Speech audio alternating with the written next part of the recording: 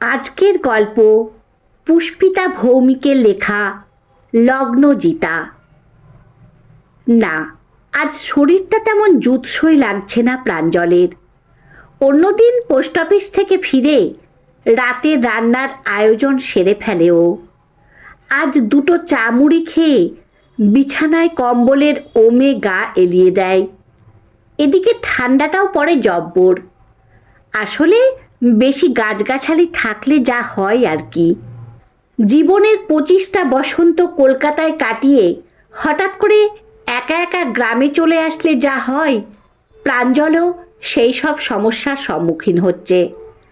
এখানে কাজের লোক তেমন পাওয়া যায় না, একাই সব কাজ করতে হয় নিজেকে। তবে মানসিকভাবে একা থাকাটা প্রাঞ্জলের দীর্ঘদিনের অভ্যেস।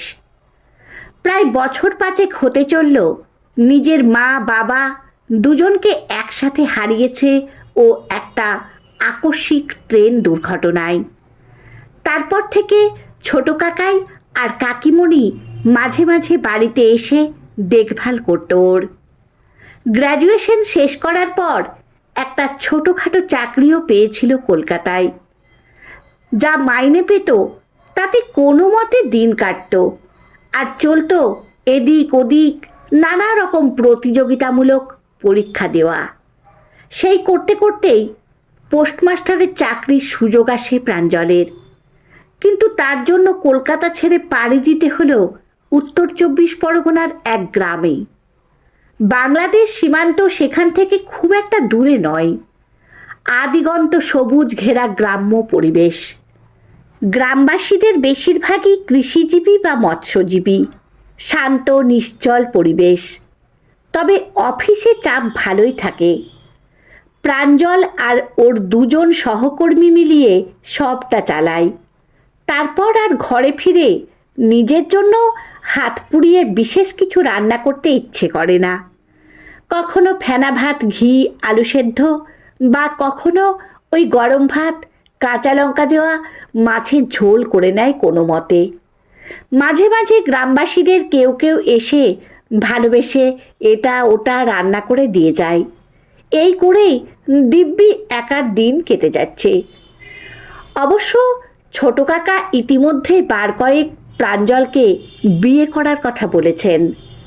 কাকিমণি তো বলতে গেলে ওনার এক মাস্তুতো বোনের সাথে সম্বন্ধ ঠিক করার ব্যাপারে নাছোড়বান্দা। কিন্তু প্রাঞ্জল না করে দিয়েছে। মা থাকলে অবশ্য এসব আপত্তি ও জোর চলতো না। খুব স্বাদ ছিল মায়ের। বিয়ে দিয়ে একটা রাঙা টুকটুকে বউ নয়, একটা মেয়ে আনবেন নিজের ঘরে। তবে আজকালকার দিনে অমন মেয়ে কোথায়? সবাই যে যার নিজেরটা নিয়েই ব্যস্ত। চারদিকে শুধুই সম্পর্কের টানাপোড়েন আর ভাঙনের সুর। ভালো লাগে না প্রাঞ্জলের এসবের মধ্যে জড়াতে। শুয়ে শুয়ে এলোমেলো ভাবনা চিন্তার মধ্যে দিব্যি ডুব দিয়েছিল ও। হুঁশ ফেরে দেওয়াল ঘড়ির আওয়াজে। রাত 9টা বাজল। আর দেরি করলে হবে না। প্রেসার কুকারে ভাত, ডিম আর আলু সেদ্ধ চাপিয়ে দিয়ে এসে একটা ম্যাগাজিন খুলে বসে ও। এমন সময় কানে আসে কিছু গ্রামবাসীর সমবেত ডাক। ও পোস্টমাস্টার বাবু, একটু বাইরে আসুন, আমাদের বড় বিপদ।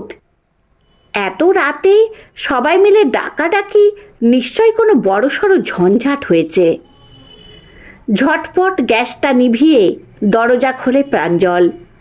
দেখে হরেন কাকা, নরেনদা, নিতাইবাবু, পল্টুদারা দাঁড়িয়ে। পরিচিত কায়দায় চশমাটা ঠিক করে প্রাঞ্জল বলে, এত ঠান্ডায় বাইরে দাঁড়িয়ে কেন আপনারা? আসুন আমার ঘরে, একটু চা করি। খেতে খেতে সবটা শুনছি। অমনি হাউমাউ করে ওঠে ওরা। না গো না পোস্টমাস্টার বাবু, আমাদের বসার সময় নেই। ও পাড়ার রতন খুড়ো বোধহয় মরতে বসলো। আপনি জলদি কিছু টাকার ব্যবস্থা করতে পারবেন কি? আমরা কথা দিচ্ছি, ও টাকা সবাই মিলে ফেরত দিয়ে দেব আপনারে। তাতে করে আমাদের মেয়েটা লগ্নভ্রষ্টা হবার হাত থেকে রক্ষা পাবে। কি বলছেন এসব সবাই মিলে? আমি তো কিছুই বুঝতে পারছি না।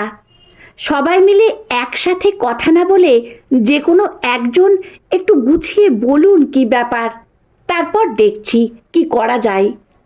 প্রাঞ্জল বলে ওদের আশ্বস্ত করে। হারান কাকা বলতে শুরু করেন, ও পাড়ার রতনের মেয়ে পিউয়ের বিয়ে ঠিক হয়েছিল আজ। পাত্রের লোহার গ্রিল তৈরির কারখানার ব্যবসা আছে। ওদের দাবি ছিল 5 ভরি গয়না। রতন যা পেরেছে জোগাড় করেছে, বাকিটা এক আত্মীয় দেবেন বলে কথা দিয়েছিলেন, কিন্তু শেষ মুহূর্তে সেই আত্মীয় বেঁকে বসেন। এখন বিয়ের মণ্ডপে এসে বরযাত্রীরা ঝামেলা করছে। 5 ভরি গয়না পুরোপুরি না পেলে ওরা বর উঠিয়ে নিয়ে যাবে। রতন গ্রামে সামান্য একটা মুদিখানার দোকান চালায়, কোনো মতে 2 ভরি জোগাড় করতে পেরেছে। বাকিটা কোথা থেকে পাবে এখন? তাই আমরা ভাবছি, যদি গয়নার সমমূল্যের টাকা বরপক্ষের হাতে তুলে দেওয়া যায় তাহলে বিয়েটা হয়ে যায় ভালোই ভালোই। যদিও রতনের মেয়ে পিউ এক কাট্টা।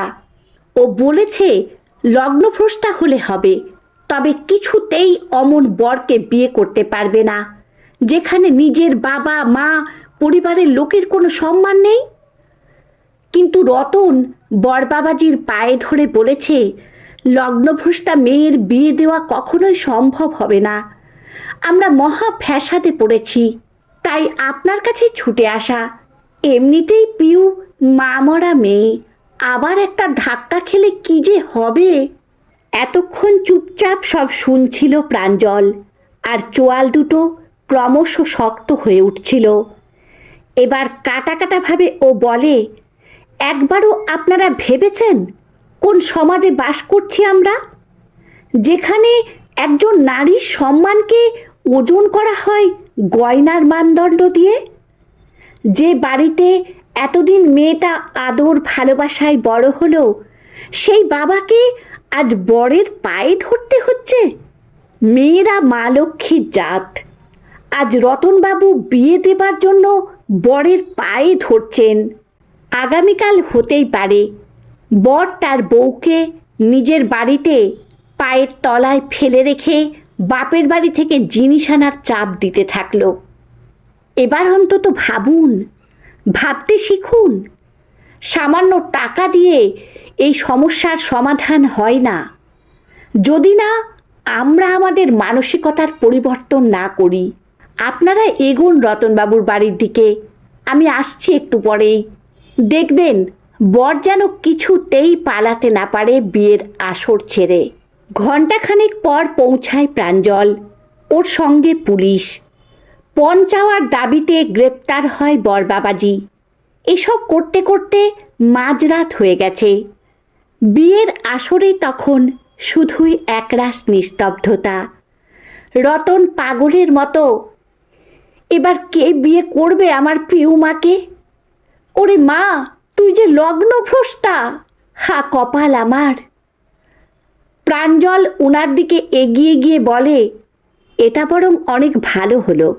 একটা অপদার্থ মেরুদণ্ডহীন মানুষ আপনার মেয়ের জীবনসঙ্গী কিছুতেই হতে পারে না। পিউ মোটেই ফেলনা নয়। সবার মুখে শুনলাম ও গ্র্যাজুয়েশন ফাইনাল পরীক্ষা দেবে সামনের বছর, তারপর চাকরি বাকরির পরীক্ষায় বসবে। বিয়ের থেকেও অনেক বড় হলো নিজের পায়ে দাঁড়ানো।